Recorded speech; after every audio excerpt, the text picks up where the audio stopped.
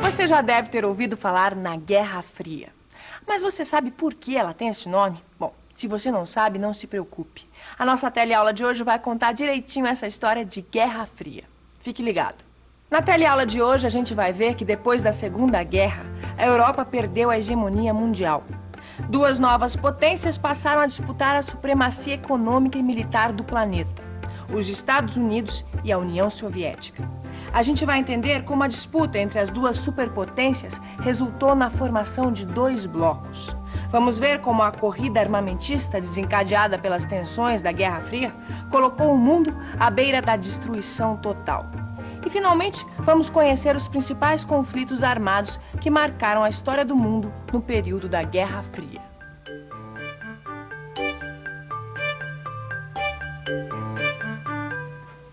Lembra da Segunda Guerra Mundial?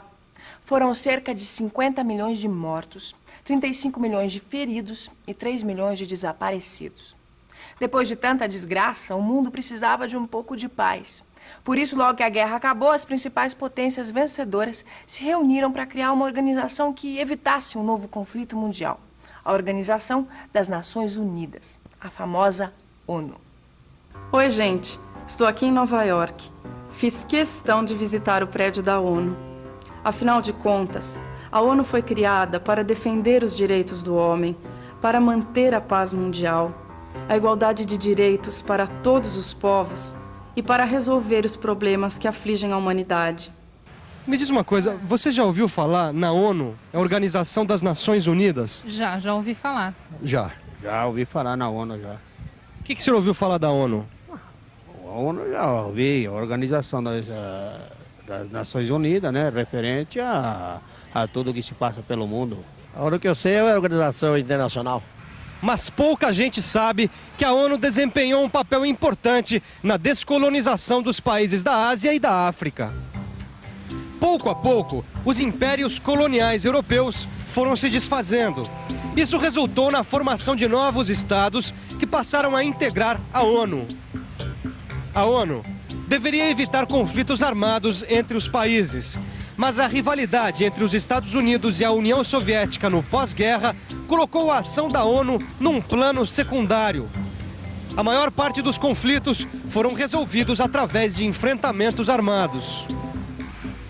Esses enfrentamentos armados começaram poucos anos depois do fim da Segunda Guerra Mundial. 1947. No final da Segunda Guerra Mundial, os chineses estavam divididos em dois grupos: os nacionalistas e os comunistas. São esses dois grupos que entram em guerra em 1947. Os nacionalistas, liderados por Chiang Kai-shek, recebem apoio da burguesia chinesa e contam com o auxílio dos Estados Unidos. Os comunistas, liderados por Mao Tse-tung e Zhou Enlai, defendem a reforma agrária e o socialismo. São apoiados pela União Soviética.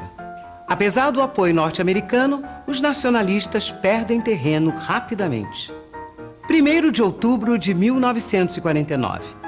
Mao Tse-tung proclama a República Popular da China em Pequim. A China rompe relações com os Estados Unidos e se alia à União Soviética. Estados Unidos de um lado, União Soviética, que já não existe mais, do outro. Os dois grandes vencedores da Segunda Guerra. As duas superpotências do pós-guerra. Os dois grandes inimigos da Guerra Fria. Logo após a guerra, começou uma nova disputa imperialista entre as superpotências vencedoras, Estados Unidos e União Soviética. Os dois grandes rivais nunca se enfrentaram diretamente. Por isso, essa disputa ficou conhecida como a Guerra Fria. O que estava em jogo era o controle econômico e militar do mundo. A União Soviética impôs a sua hegemonia sobre os países do leste europeu. Governos pró-soviéticos foram estabelecidos na Hungria, Tchecoslováquia, Romênia, Bulgária, Albânia e Alemanha Oriental. A economia socialista e o regime de partido único predominaram nos países sob hegemonia soviética. Os Estados Unidos assumiram a liderança do mundo capitalista e impuseram a sua hegemonia sobre a América Latina, a Europa capitalista e o Japão. Esses dois blocos, liderados pelas superpotências, formaram alianças militares. A OTAN, que significa Organização do Tratado do Atlântico Norte, reuniu os aliados dos Estados Unidos. O Pacto de Varsóvia reuniu os países sob influência soviética. As potências procuraram manter a hegemonia sobre as suas áreas de influência a qualquer custo. Isso motivou a intervenção de tropas soviéticas na Hungria, em 1956, e na antiga Tchecoslováquia, em 1968, quando esses países tentaram se afastar da tutela soviética. O governo norte-americano interveio na China, na Coreia, no Vietnã e em Cuba, procurando manter a sua hegemonia. Mas será que todo mundo era alinhado? E os países do terceiro mundo? Aliás, você sabe o que é terceiro mundo? Os países de terceiro mundo são aqueles países que são pobres e que não são desenvolvidos. É os países mais atrasados. Devido à má distribuição de renda, especialmente, devido às diferenças sociais, políticas e econômicas. Na verdade, a expressão terceiro mundo foi adotada para designar os países pobres ou subdesenvolvidos da África, da Ásia e da América Latina.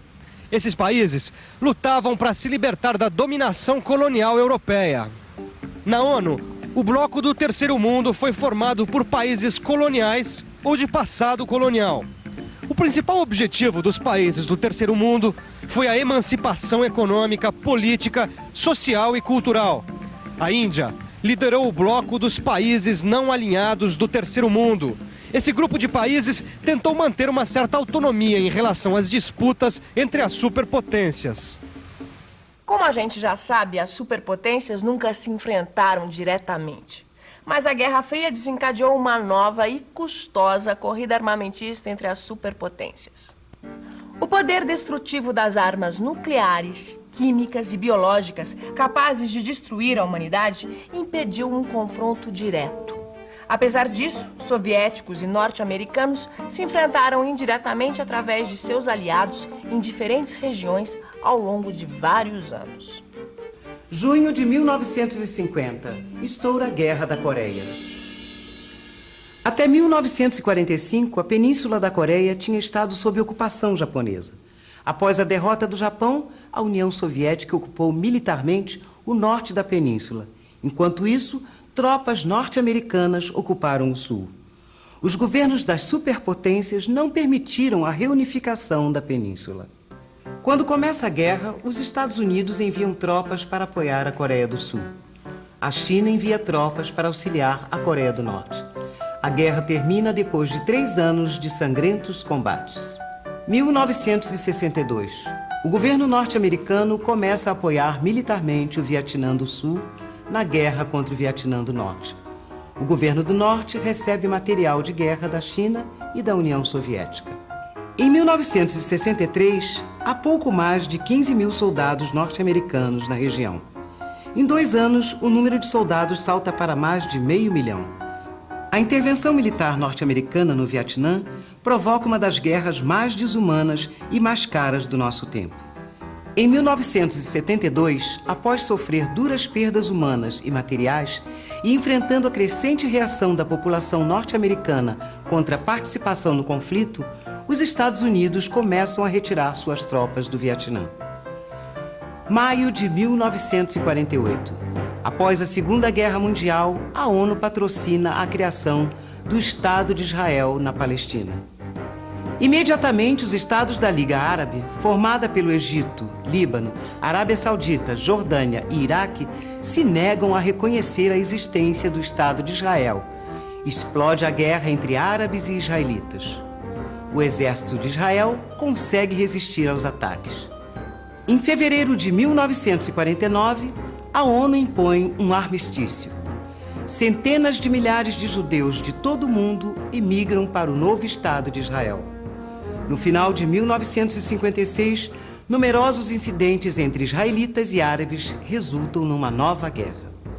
Em 1967, após um violento ataque a seus vizinhos árabes, Israel ocupa a península de Sinai, a faixa de Gaza e a Cisjordânia. A ONU consegue impor um cessar-fogo, mas a paz parece nunca chegar a essa região. Janeiro de 1959. O governo pró-norte-americano de Fulgêncio Batista é deposto pela guerrilha liderada por Fidel Castro. O movimento revolucionário cubano pretende acabar com a dominação neocolonialista dos Estados Unidos em Cuba e, ao mesmo tempo, introduzir mudanças na sociedade. Em 1960, o governo norte-americano retira seu apoio ao movimento revolucionário cubano. Nesse mesmo ano, Castro inicia a implantação do regime socialista, afastando-se dos Estados Unidos e aproximando-se da União Soviética, que fornece apoio militar à revolução. Castro nacionaliza as empresas e os bancos, realiza a reforma agrária e implanta o regime de partido único. Entre os conflitos do pós-guerra estão as lutas pela independência das colônias portuguesas da África. A independência das colônias portuguesas na África coincidiu com o fim da ditadura de Antônio Salazar. A Revolução dos Cravos garantiu a vitória dos movimentos pela libertação nacional, presentes nas colônias portuguesas na África desde 1950. Em Guiné-Bissau, o movimento pela independência começou em 1956. A independência só foi reconhecida por Portugal em 1974. A luta pela emancipação em Moçambique teve início em 1960. Portugal reconheceu a independência em 1975. O movimento pela independência de Angola teve início em 1961. Portugal só reconheceu a independência angolana em 1975. Tanto em Angola como em Moçambique, a independência trouxe o socialismo e o alinhamento com a União Soviética. Apesar disso, a proximidade com o regime racista da África do Sul e o auxílio norte-americano aos guerrilheiros contra-revolucionários desestabilizaram a região. A maior parte da energia dos governos revolucionários de Angola e Moçambique foram gastas contra grupos terroristas financiados pelos Estados Unidos e pela África do Sul. Pois é, depois de tantas guerras, nada melhor do que uma revisão. E atenção, se liga aí que é hora da revisão. Na teleaula de hoje, você viu que o período pós-guerra foi marcado por uma corrida armamentista que deixou o mundo à beira da destruição. Você aprendeu que a ONU foi criada para mediar os conflitos e manter a paz mundial. Mas a organização ficou limitada pelos interesses das superpotências. Você entendeu que a Guerra Fria, entre o bloco de países liderados pelos Estados Unidos e o bloco de países liderados pela União Soviética, nunca resultou num enfrentamento direto entre as superpotências. Mas tanto a antiga União Soviética como os Estados Unidos se envolveram indiretamente numa série de conflitos armados em diversas partes do mundo. Agora está na hora de você pegar o seu livro de história e começar a estudar. Até a próxima!